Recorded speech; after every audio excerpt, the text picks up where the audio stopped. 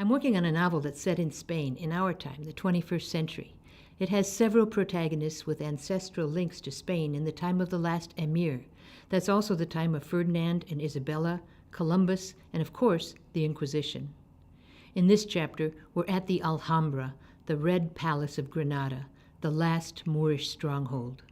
We meet two of the narrators, Graciela Corsal, the director of the Alhambra, and Walter Drummond, an American who specializes in the authenticity of artifacts. The chapter begins with a line from Samuel Anagid, a poet who died at Granada in 1055. He was a statesman, a grammarian, and a military leader, and he wrote his poetry in Hebrew. The line is this one: "Don't speculate on hidden things." Graciela led Drummond back across the flat stone roof of the Torre de las Armas toward a circle of bricks jutting out of the roof. It reminded Drummond of the old bottle-shaped cistern on his uncle's ranch in Texas, but in the gaping throat of this one there was a rough stone staircase that spiraled down into the dark.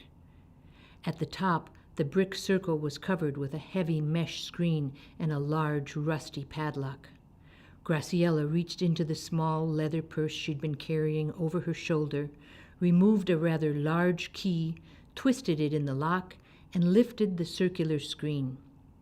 She stepped onto the set of coiled stairs and motioned to Drummond to follow. "Hadn't you better lock that behind us?" Drummond asked. "It's spring-loaded," she said. "The padlock is a visual warning more than a security device, an extra precaution." Drummond nodded and cleared his throat. "We'll be able to get out?" "I suspect we'll choose a more comfortable exit," Graciela said, leading Drummond down the narrow staircase that spiraled into the yellow clay earth.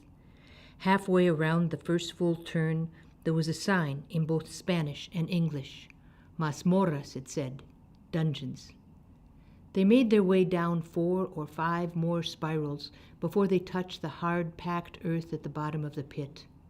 The twisted staircase had ended abruptly at the edge of a tunnel that Drummond thought must have come from somewhere in the direction of the palaces or the Generalife.